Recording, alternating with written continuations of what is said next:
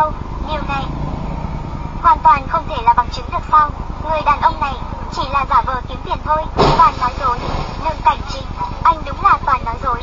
Thưa ngài thẩm phán, tôi muốn nộp đơn thêm tội danh cho anh ta ngay lập tức.